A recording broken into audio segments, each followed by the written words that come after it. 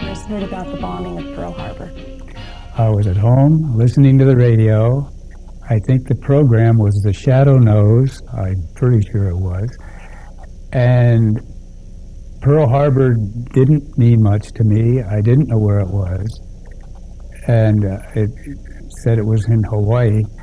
But as the afternoon wore on, it became evident that this was a major event.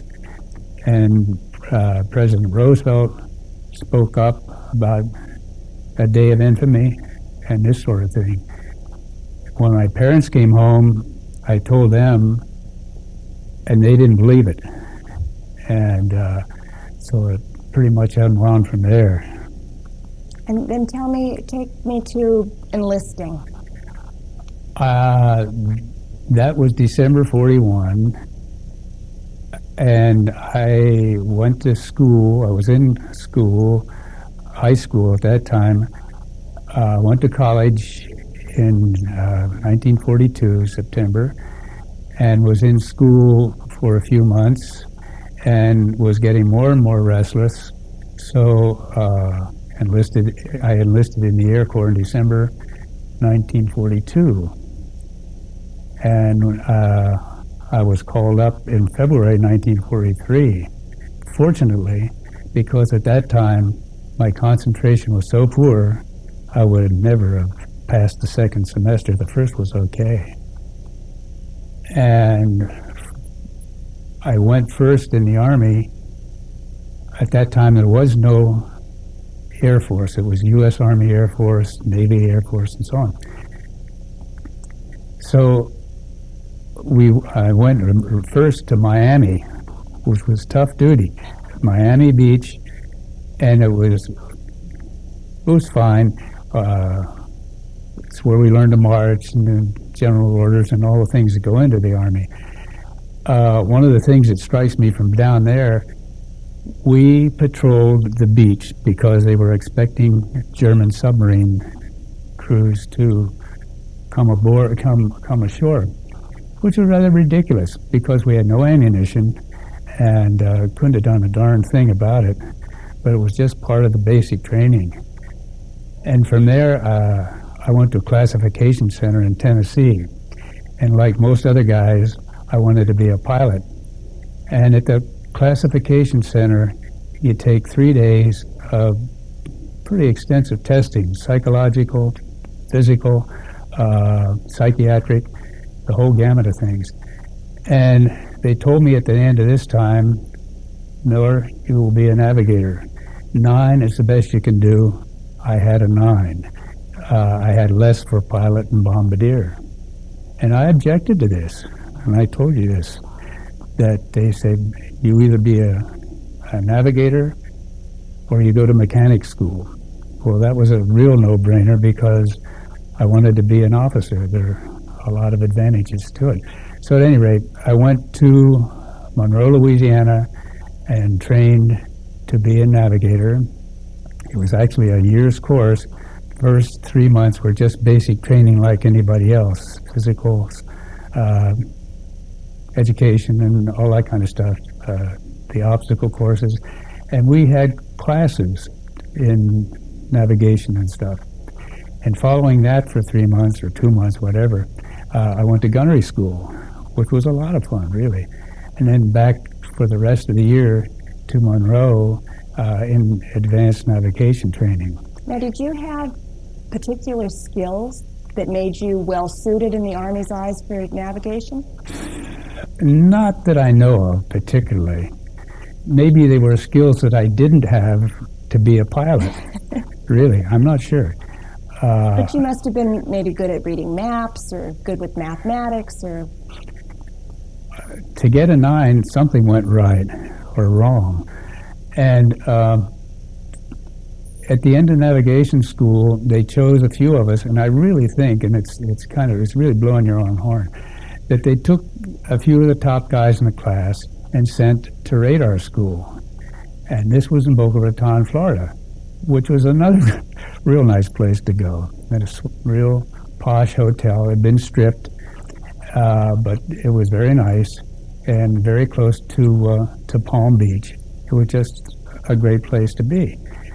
And radar school, I truly regret not paying attention to. All I was interested in was learning how to use the equipment, but not the theory and back of it.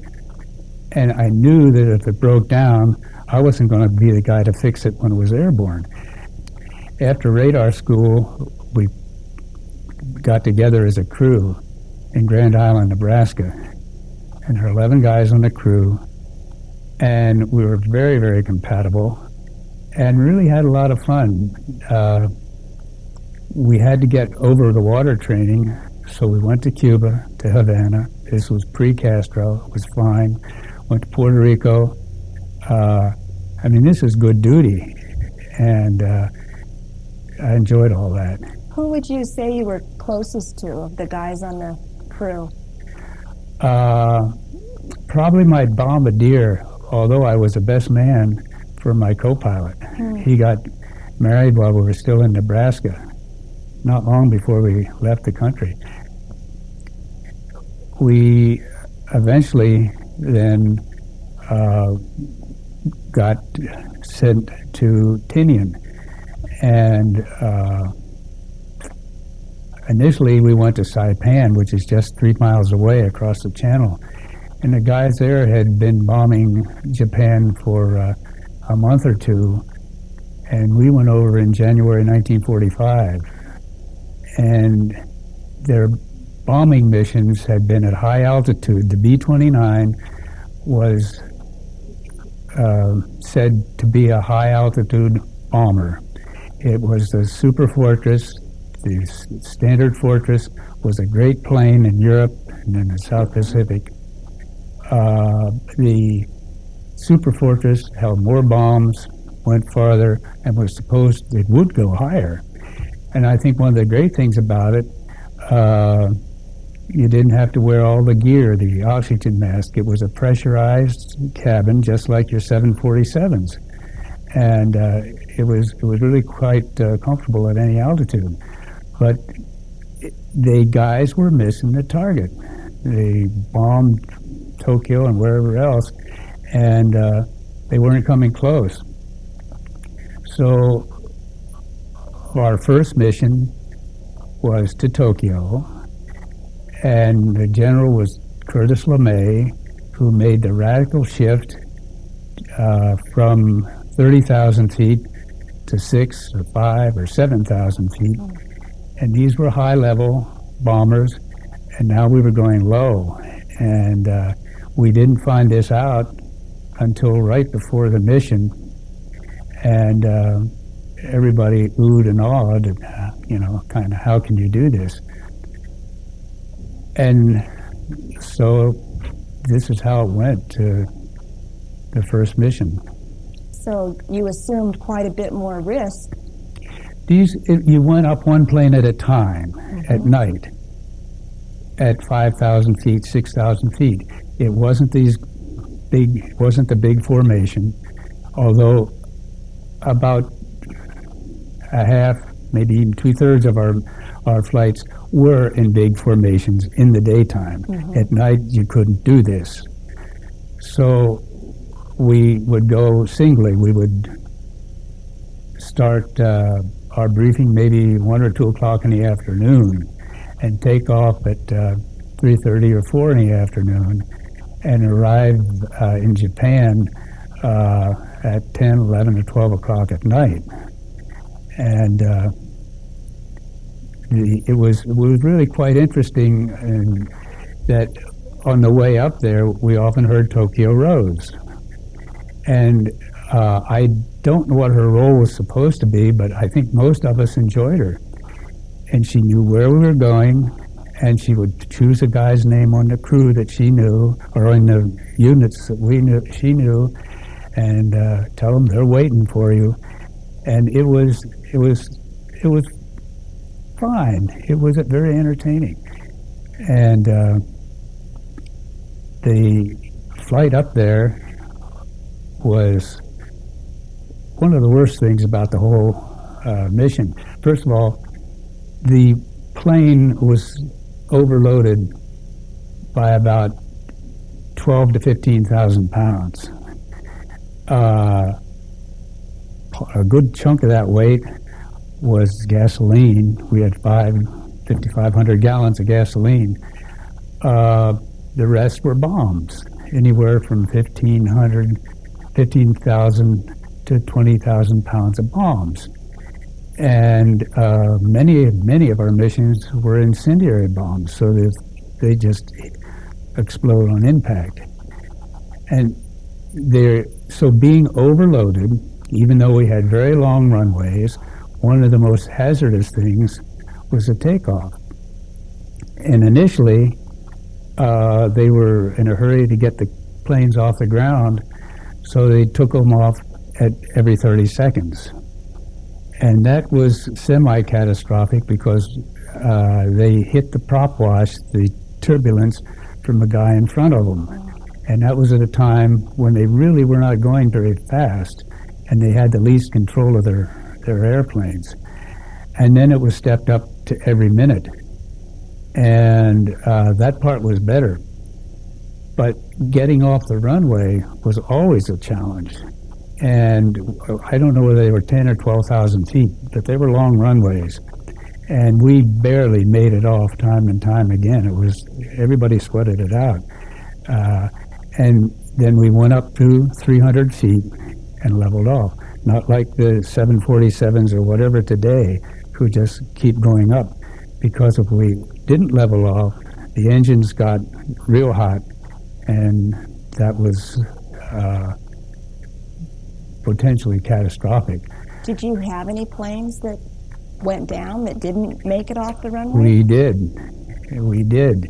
You couldn't lose any power on any of your four engines, or you weren't going to make it. And a few of them didn't make it. And when that happens, you're never sure why, because they explode, they go up in flames. Guys we lived in Quonsets over there. We first lived in tents, and then we got upgraded to Quonsets when they got Quonset built. And there were, I guess, 3 crews in a Quonset, and one of the crews in our Quonset just crashed off the end of the runway. They didn't have the power to make it up. But once you got in the air and up to your 6,000 or 7,000 feet, it was at night, and the weather reporting at that time was nowhere near as sophisticated, of course, as it is now. And if there were storms out there, we weren't really too well aware of where they were and how bad they were. But tropical storms, and they're called typhoons out there, are extremely common. So you're cruising along in the dark, and all of a sudden it begins to get turbulent, and you're in a tropical storm. The typhoons, they knew pretty well, I think. But even then, you didn't know just where they were. So we would hit many times these violent storms, and it sounds impossible, but we'd drop 1,000, 1,500, 2,000 feet at a time. And the things that were on my desk would now be up here. It was really a shock. It would take both pilots all their strength to keep the plane from going down or going any place, except where they wanted it to. What did it sound like? No special sound. Was it noisy inside in general? No, just like your 747s. Huh. It was a great airplane. Boeing made a beautiful plane. It withstood all this stress and strain of the turbulence. It was quiet. It was a comfortable temperature. I can't say enough for it, really. It was a great plane. And any noise, we would many times see a lot of lightning out there. And the word at the time was, I don't know where it came from, but lightning never strikes an airplane. So we didn't worry about the lightning. We rather enjoyed it. but there was no sound that we could hear. You know darn well somewhere around there was a lot of thunder, but we never heard it. After we got a little more sophisticated, I did the radar, and I could read the clouds, sort of. They got dense enough, I could see them on a radar scope, and we could circumvent them, go around them, which was a big plus. Going through those storms is terrible. The radar was a tremendous advance for us. And the other thing that helped a lot in the night for the navigator, we did celestial navigation.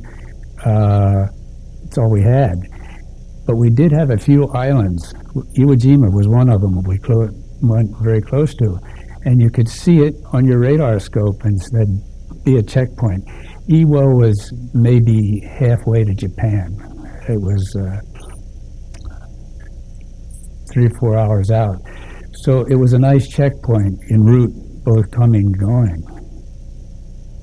And then going back to the first raid on Tokyo, our first raid, it was really an event, as you can imagine. I've often wondered if we were frightened. Fright really isn't the word, I don't think. Apprehensive, the unknown, whatever.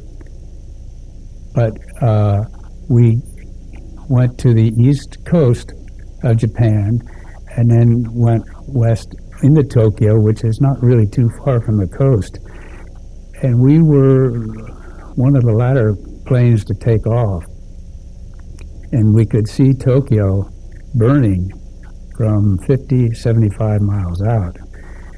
So we knew where we were headed. The other good part about it was the radar. The radar would show us the outline of the Japanese coast when we were somewhere between 50 and 100 miles out, which is great for the navigator because it gives you a lot of chance to do any corrections that you have to do. Once we turned into Tokyo, we saw these huge clouds coming up in the sky, which was from the fire. Goodness knows how high they were, 15 to 25,000 feet, I've heard. But on the way, as soon as we got on shore, they started to shoot, and they shot the anti-aircraft fire the whole way into the main part of the city. We could hear the anti-aircraft, the ACAC shrapnel, hit our plane. It was like somebody was throwing BBs at it or small rocks at it. And I think it was that I'm not sure that this was the time, but sometime you got the concussion from the bombs, the big bombs that we had, up to 4,000-pound bombs, which are pretty big. And when they explode, you can feel the concussion. But I'm not sure. The first Tokyo raid, I'm certain, was incendiary bombs. And when they left the plane would rise, and we just kept going straight and kept hearing all of this chatter from the anti-aircraft hitting the side. So we thought we'd be smart and go into this big cloud and hide from the anti-aircraft fire. They were just like the bucket brigade. When they'd run out, these guys couldn't handle us. They'd switch over to the next group, and they just bucket brigade from light to light to light. So the whole way in, we were being followed. So we decided to go into the cloud, which was one of the dumbest things we ever did, because the turbulence in these clouds was just massive.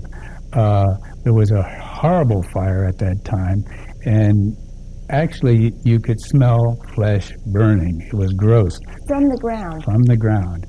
And the turbulence was, here again, 2 pilots, just all they could do to control the plane.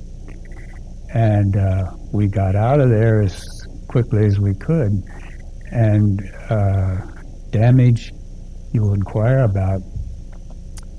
We had damage on 13 or 14 consecutive missions. Most of it, I think, from anti-aircraft fire, but in the daytime, the Japanese had fighters. After the Tokyo raid, we had rapid sequence of night raids. If that was Monday, Wednesday, we went to Nagoya, and Friday, we went to Osaka, and Sunday or Monday, we went to Kobe. So 4 in a row. And after that, I think they went back to Tokyo, but after the first 4, we didn't go on any more of the raids for a short while. The daytime raids were entirely different.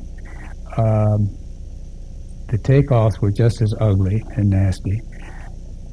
We would fly up to some islands south of Japan and rendezvous. And the formations were about 16 planes. And we'd fly in together and just follow the lead plane. Not much to that. There you could see the fighters, obviously. You could see the anti-aircraft from the fire. At night, all you would see would be an explosion, the flame. During the daytime, you could see these black puffs of smoke like you've seen many times on television. And you could also hear them hit your plane. After the first 4 or 5 or 6 incendiary raids, then they started to go more into daylight raids to the major cities. We did mining raids.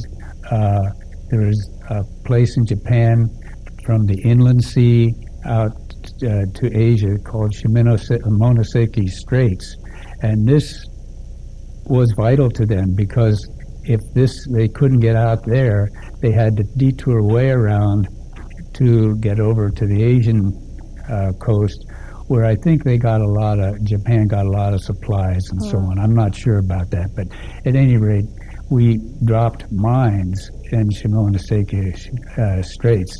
The Japanese would kill me the way I say that, but that's the best I can do. And this is interesting because this was a very narrow passageway, and we were doing this at night by radar, and hopefully we got them in there, so I don't know. Some of the other mining missions we did were on Korea, and we 2 times we went to Korea, and they were enormous missions. The first one was 18 and a half hours, and we refueled at Iwo Jima on that one. The second one was 17 and a half hours or so, and we did the whole thing without refueling. And at Shimonoseki, we got shot at. I don't think we got shot at over Korea. I'm not really sure about that. But there are 2 cities there, Reshin and Seishin, or something like that. And one is terribly close to the Russian border. And we had asked the Russians if we got in trouble at that northern city, would they help us? And they said we would be treated just like any other foreign airplane. And so we had no alternative if we got shot up there to do the best we could to make it home. I'll never forget that. They were very unfriendly because at that time the Russians were supposedly on our side. Some of the other missions, the daylight missions, the worst one, we had a lot of worse ones, but the worst one we had was to Hitachi. This was a daylight mission. Hitachi must be 25 miles or so west of Tokyo. And we got shot up over there, and as we were leaving the coast of Japan, our number 4 engine was on fire. That's the one out to the farthest right, and or I guess if I'm correct about this, I'd say starboard. They don't use. It was our number 3 engine anyway, our 4 engine anyway, and it started on fire. And the engineer put it out, and it was sort of a non-event. But some minutes later, it started out again and flared up again. And this time it took a little longer to put out. We had obviously been hit, and retrospectively, we were undoubtedly losing oil. It was oil that was burning. And the standard thing to do in a case like this is what they call feather the propeller. And this means that instead of the broad side of the propeller facing forward, the sharp side faces forward, and the propeller then they'll cut back on the power to the engine, and the propeller then will just go around a little bit, but very slowly. We had no oil; it was hydraulic, and so we couldn't feather the propeller, and so it just kept going round and round and round. And this, on top of the oil loss and all this friction, we were not getting any lubrication, made a very hot engine. Yeah. So finally on the third, he did put it out the second time. The third time, it started, and it was just horrific because not only did we have a fire, but we had just giant friction. The whole plane shuddered. And it reminds me of a number 5 quake. Just everything was violent. And we were losing altitude. We weren't very high to start with, maybe 18 or 19,000 feet. And we cut out the one engine, and somewhere along the line, too, we lost power on one of the others, but it came back. But we kept losing altitude. We were finally down to about 10,000 feet when this terrible shuddering occurred, and we were getting ready to bail out. And this... Did you have any idea where you were? Well, being a navigator, yes. Hope so. But it made little difference because we were out in the middle of the Pacific. And one of the things you do, the radio operator screws down his key, which is Mayday. We're leaving. We're out of here. You just don't do that unless you're leaving. Your ship's going to sink or whatever. And we did that, and standing at the bomb bay doors, and the shuddering stopped. It just, for reasons that I still don't know, all this shaking stopped. The plane didn't lose altitude anymore. I could understand why it wouldn't lose altitude because we'd burned a lot of gasoline and so on in the interim. But we also had burned all the oil out of the number 4 engine, and it should be still shuddering, but it wasn't.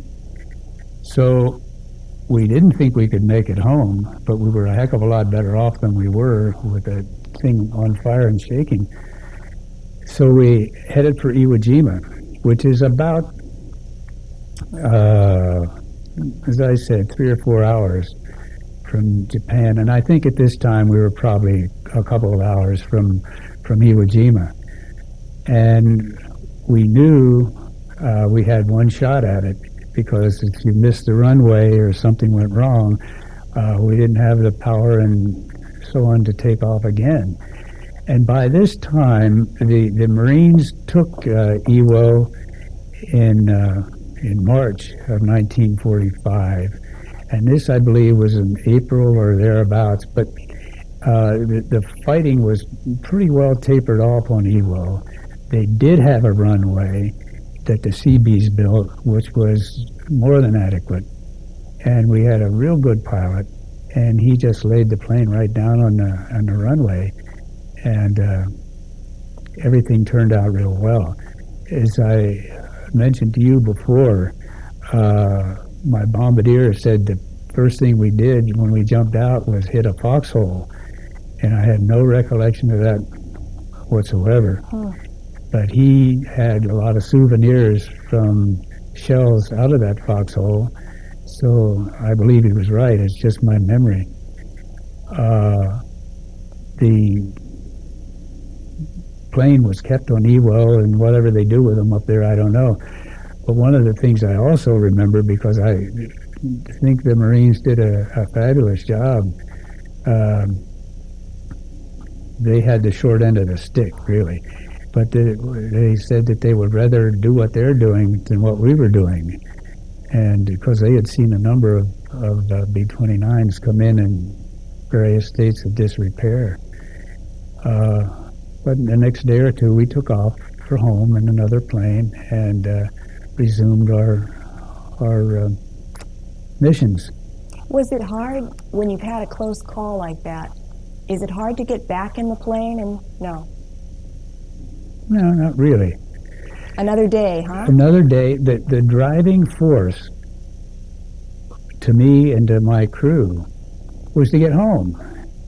And one of the first things you learn in the Army or the service in general is that you don't volunteer. But we volunteered to go on missions, and I think the other guys did too, because they wanted to get home. You had 35 missions, and at that, you were finished. Which brings me to mission 35, which was the Hiroshima mission. And that was a story all by itself.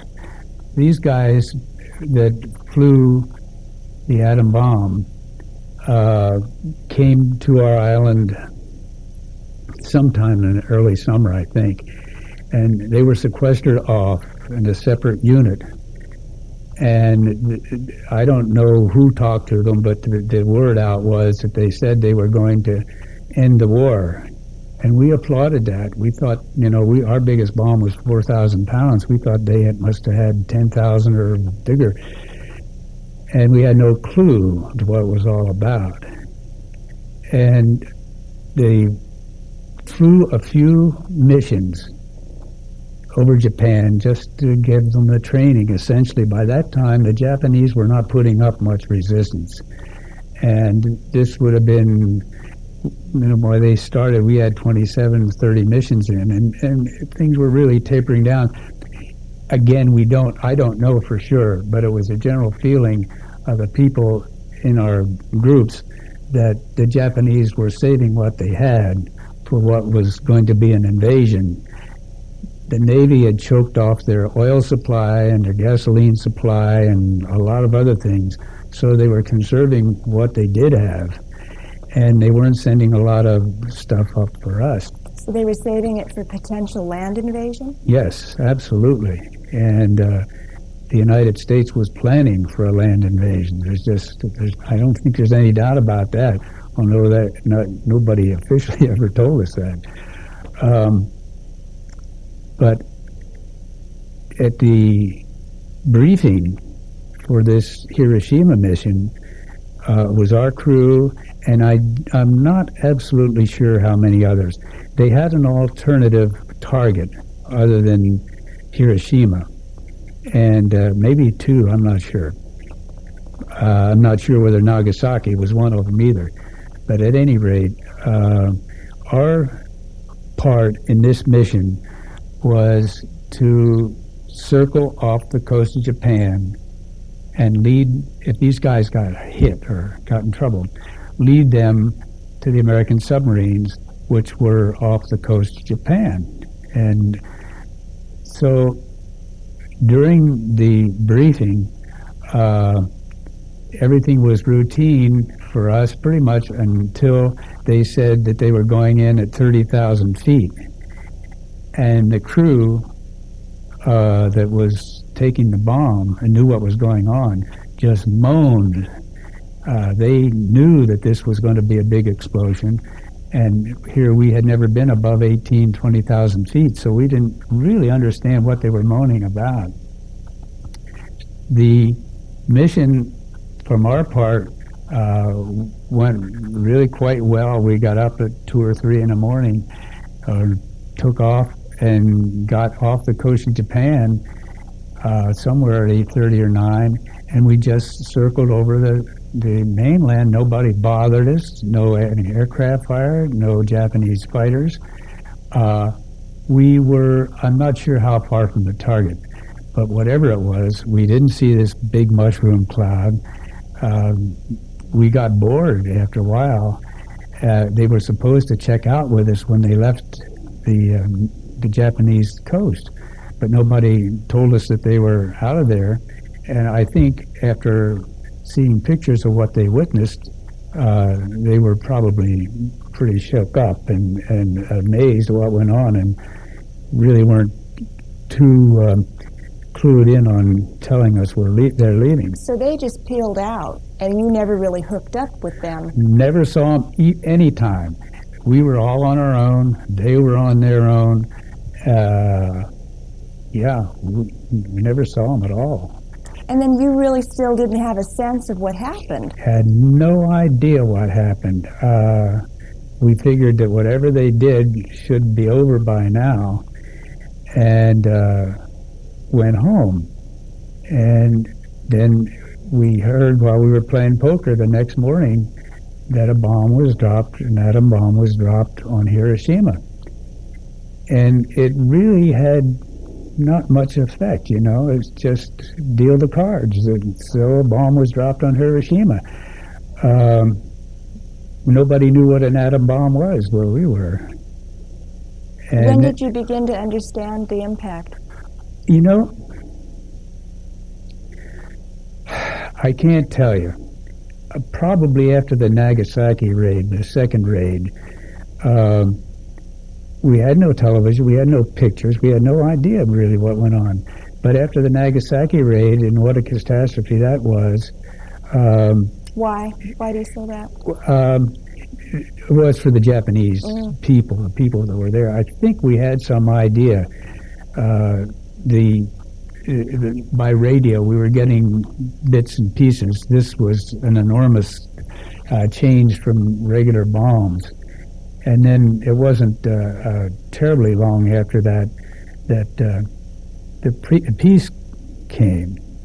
And but for us, the Hiroshima raid was